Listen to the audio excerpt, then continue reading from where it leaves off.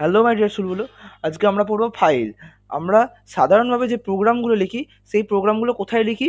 আমরা সাধারণভাবে যে প্রোগ্রাম লিখি সেগুলো সবই লিখি র্যামে। আমরা কোথায় লিখি? না র্যামে। এবার র্যামে যখন লিখি এতে একটা প্রবলেম হয় কি না, আমাদের র্যামে যখন লিখি আমরা যখনই কম্পিউটারটা শাটডাউন হয়ে যাচ্ছে প্রোগ্রামটা ইনস্ট্যান্টলি র্যাম থেকে ডিলিট হয়ে যাচ্ছে। কারণ আমরা জানি র্যাম তো র্যান্ডম অ্যাক্সেস মেমরি, র্যাম তো ভোলাটাইল মেমোরি। কারণ যখনই আমরা কম্পিউটারটাকে সুইচ অফ করে দিচ্ছি প্রোগ্রামটা সম্পূর্ণভাবে ডিলিট হয়ে যাচ্ছে। আমাকে আবার যদি প্রোগ্রামটাকে করতে হয় আমাকে এগেন রান করাতে হবে, তবে আবার জিনিসটা র্যামে স্টোর হবে এবং আমরা তার আউটপুটটা দেখতে পাবো।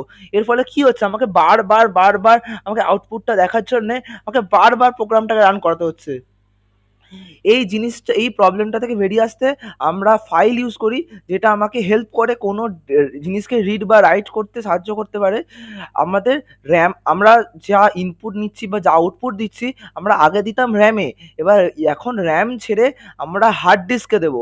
হার্ড ডিস্ক বলি বা এসএসডি বলি, যাই বলি না কেন, আমাদের সেকেন্ডারি মেমোরিতে দেবো।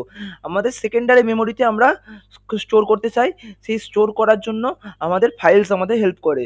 আমাদের যে সেকেন্ডারি মেমোরিতে স্টোর করার জন্য আমাদের হেল্প করে কে? ফাইলস। আমাদের ফাইলস হেল্প করে সেই ডেটাটাকে, সেই ডেটাগুলোকে প্রিজার্ভ করে রাখতে even after the program ends. Program end হয়ে যাওয়ার পরেও সেই ডেটাটা আমি যদি একটা ফাইলে গিয়ে রাইট করে রাখি বা রিড করে রাখি, সেই ডেটা আমি যদি কম্পিউটার বন্ধ করে দিই ওই ফাইলেই থেকে যাবে, কারণ জিনিসটা সেকেন্ডারি মেমোরিতে স্টোর হয়ে আছে, র্যামে স্টোর হয়ে নেই। আশা করছি ফাইলস কি বুঝতে পেরেছিস। এবার কিছু বেসিক্স অপারেশন আছে ফাইলে, যেমন হচ্ছে আমাদের ওপেন করতে পারি একটা ফাইলকে, ক্লোজ করতে পারি। ওপেন করতে পারলে তার সিনট্যাক্স হচ্ছে এফ ওপেন। এটা খুব বেশি জানা দরকার নেই। ফাইল ওপেন করার জন্য দরকার হচ্ছে এফ ওপেন। ফাইল ক্লোজ করার জন্য হচ্ছে এফ ক্লোজ। আর কোনো ফাইল থেকে ডেটাটা রিড করার জন্য আমাদের করসপন্ডিং ইনস্ট্রাকশন হচ্ছে এফ স্ক্যানএফ, এফ গেটেস। এফ গেটেস কি করে না, আমাদের স্ট্রিং ইনপুট নিতে সাহায্য করে। এফ স্ক্যানএফ হচ্ছে একটা যে কোনো ইন্টিজার ফ্লোট যা ইচ্ছে ইনপুট নিতে পারি। আর গেটেস দিয়ে আমরা কি ইনপুট নিই? আমরা গেটেস দিয়ে স্ট্রিং ইনপুট নিতে সাহায্য করে। আর এফ গেট সি কি ইনপুট নিতে সাহায্য করে? F get C character input নিতে সাহায্য করে। আশা করছি বুঝতে পেরেছিস। আর কোনো ফাইলে আমরা ডেটা রাইটও করতে পারি। রাইট করার জন্য আমাদের করসপন্ডিং কী কী ইনস্ট্রাকশন আছে?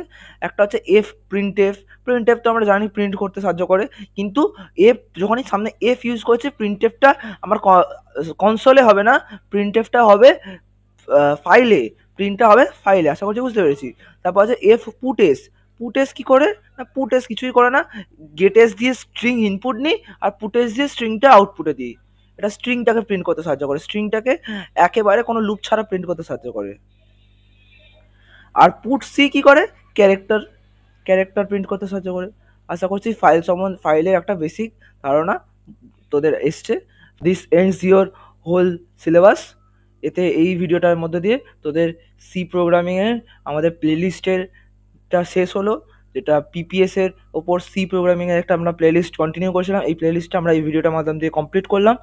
ওকে, তোদের যদি আরও কোনো সমস্যা থাকে তাহলে কমেন্ট সেকশনে ড্রপ করতে পারিস, এবং প্লেলিস্টটা বেশি বেশি করে বন্ধুদের সাথে শেয়ার কর, যাতে এই প্লেলিস্টের হেল্প তারাও নিতে পারে। কলেজের অফিসিয়াল আনঅফিসিয়াল গ্রুপে বেশি বেশি করে ছড়িয়ে দে, যাতে তোর বন্ধুরাও পরীক্ষার আগে প্লেলিস্টটা দেখে হেল্প নিতে পারে। এটাই আমাদের ছিল লাস্ট ভিডিও এই প্লেলিস্টে। ওকে, তো সবাই ভালো থাকিস, মিলতে हैं अगले क्लास में। Bye bye. If I make you crazy, just take it easy.